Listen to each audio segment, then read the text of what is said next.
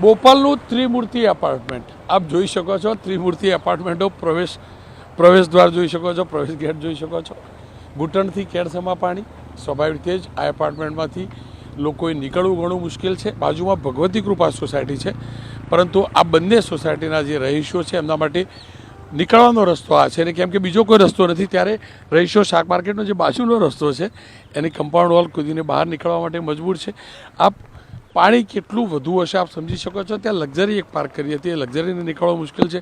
એક વડીલ બહાર નીકળવાનો પ્રયાસ કરી રહ્યા છે અને સ્વાભાવિક રીતે જ એમનો પ્રયાસ ઘણો આ મુશ્કેલ, ઘણો રિસ્કી છે, કારણ કે જળ ભરાવ સતત અહીંયા જોવા મળી રહ્યું છે।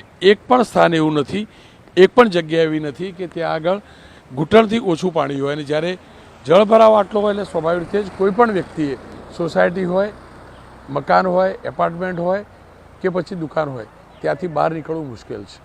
અમદાવાદનું બોપલ ગામ કહેવું કે સમુદ્ર એ કહેવું ઘણું મુશ્કેલ છે, કારણ કે જ્યાં પણ નજર પડે છે ત્યાં પાણીનો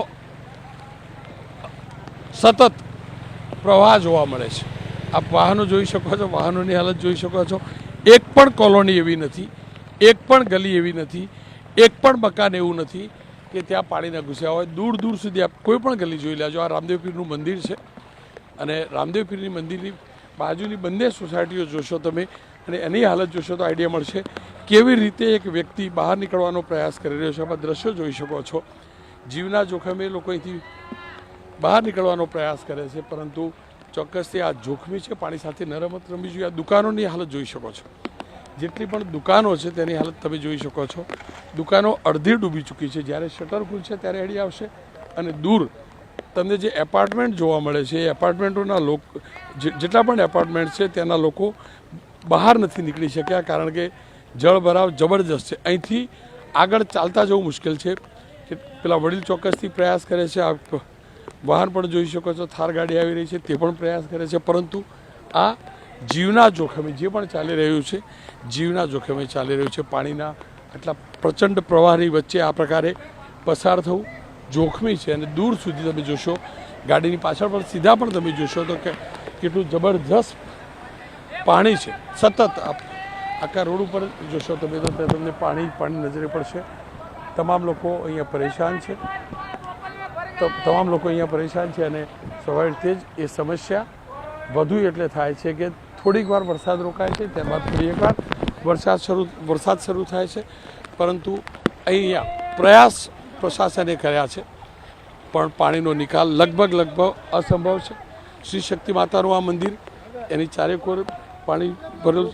કેટલું પાણી મોડાવે? પાણી આપણે થોડુંક લગભગ 20 થી 27 ઇંચ તો ખરું, પણ ગટરનું કામ, ગટરમાં બી પાણી જતું નહીં, પાણીનો નિકાલ નહીં થતો। પાણીનો કઈ નિકાલ નહીં થતો। આપણે ગટર વાળા આપણે આવી ગયા 15-20 વર્ષથી આવું છે, ગટરનો કઈ નિકાલ નહીં થતો।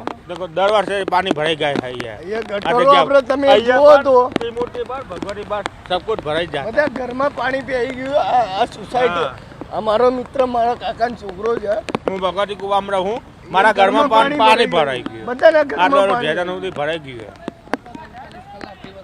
બહુ અમારે તો ઘરમાં આટલું પાણી છે, ઘરમાં પગ જ મૂકે।